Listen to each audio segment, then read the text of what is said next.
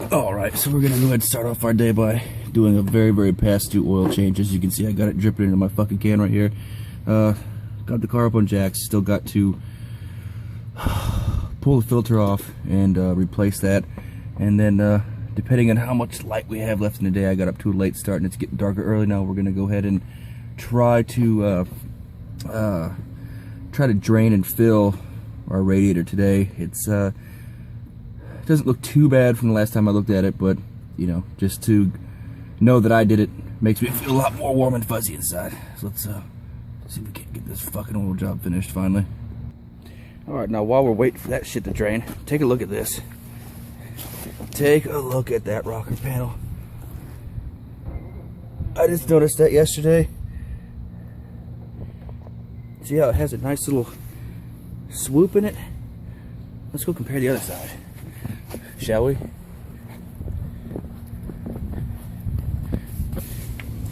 No, nice and straight. Nice and straight.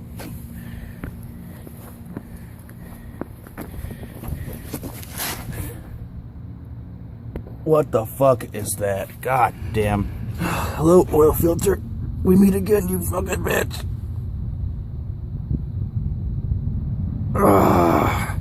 I don't know why this fucker's on so tight all the time. I do it hand tight and then you know, add just a small little twist for shits and giggles. This fucker wants to be on tight like butt sex. You fucking bitch. Got you, you bastard. Break time. God damn. Alright, so now on to the reason why we're actually out here. We're gonna be draining and filling our coolant, and first and foremost you want to make sure that your engine is not hot, because you start to bust this cap open, you're gonna fucking scald yourself, and that's never good. So open this cap. I went ahead and loosen this up here. That's your reservoir, and you want to locate your petcock underneath the car, which is, oh, if I can't pick it up, right there, that white knob right there. Once you locate that, go ahead and get your drain, or your I guess your container that you're gonna drain everything in, and set it up underneath that. Let me tell you right now, that petcock is not your friend. You're gonna fucking fight with that, especially if you haven't done it before. Now, as you can see, it don't look too bad. It's not old. The service manual says 100,000 miles. I'm not even at 80 yet, just right under 80. I may have passed 80 on the way home, but I just do it to know that I did it. It gives me a warm and fuzzy feeling inside. Now be careful when you open up that petcock. It's gonna shoot out like that first, and I ended up getting it all over my phone. Good thing I had the OtterBox on. I had to pull that out real quick, the phone out of the box, and make sure I didn't fucking destroy it. But we're just gonna sit here and wait for this motherfucker to quit draining, and we'll go ahead and tighten it up, and then refill our coolant. And also, now is a good time to go ahead and start inspecting all your hoses at this point. Mine don't look too bad, but after time, your hoses will start to end up looking like some fat lady's ass. They'll get all soft, distorted, and squishy. That's soft, but it's pretty well uniformed in shape. You'll typically see a bulge right here where it meets where it connects to. Let's go over on the other side here.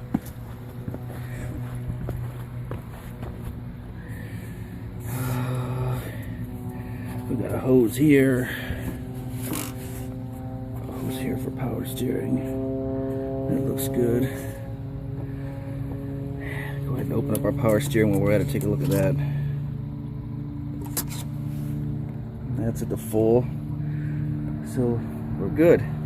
Now I went ahead and got the Prestone 50/50 pre-mixed stuff. And a lot of you guys, fucking airplane, a lot of you Honda guys are gonna say, well, use Honda only, use Honda only. And now you probably could use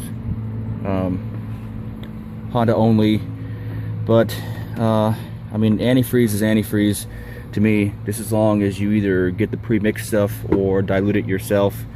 I don't really see much of an importance in what type of antifreeze you use, brand specifically, and I think it's mainly just important if you live in conditions that get really cold. We don't live in an area where it gets very cold, and Prestone has been making antifreeze for as long as I can remember, and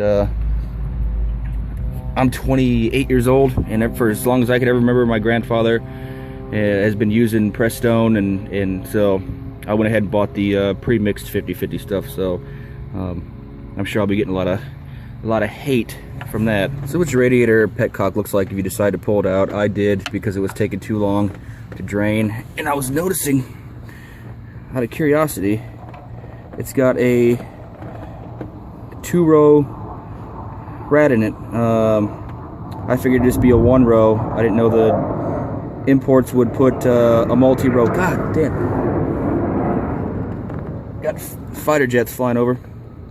But you can distinguish how many row rad you have by the fins. You see 1 row there and a 2nd row right there. Alright, now we got our petcock back in. That's not so difficult. You don't really have to torque that to any type of specification. It's got a little rubber washer at the end of it, or a little rubber grommet that stops you. And just give it a little bit of a turn after that. I filled up the radiator. It took 4 quarts or a gallon jug.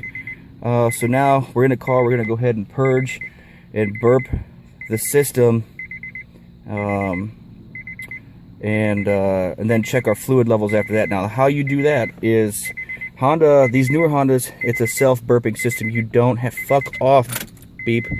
This key. There's no bleeder valve on top. So what you do is you keep the cap off, and it's gonna make a big mess because I overfilled it on the first run. And make sure everything is on hot, maximum. And we're just gonna crank everything to the hottest level,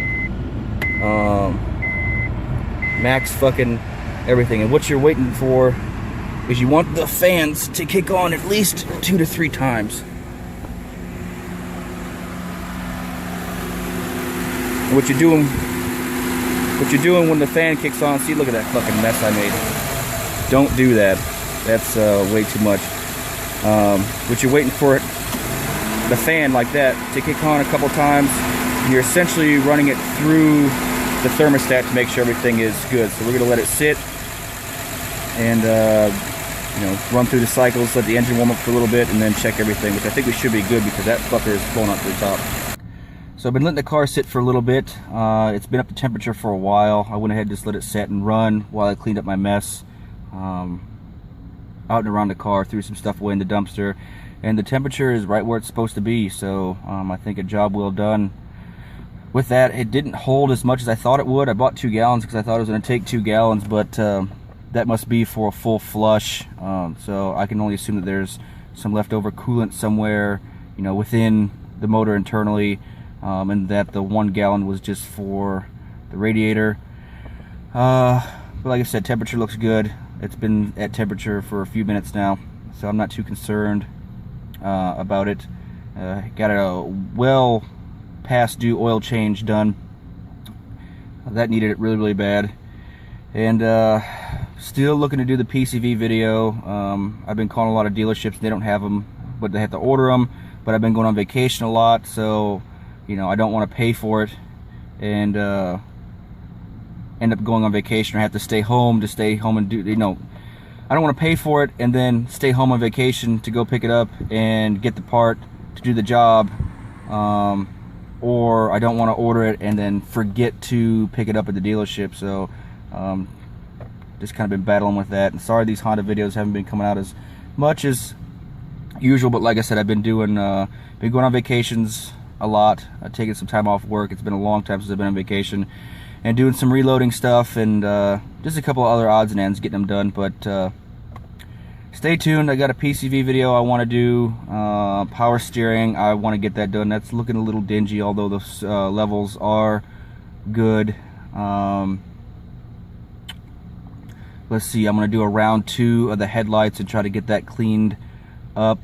I got my shit list upstairs that's got everything I need to get done to it. I don't remember everything off the top of my head, but other than that, that was it for today. Hope you enjoyed the video. Hope it was informal. Sorry I couldn't get decent camera views, but it was even though I had the car up on ramps, it was a tight fit, especially getting to the oil filter, because it's easy to turn the wheel, but I didn't know how safe that would be to put the car up on ramps and turn the steering wheel.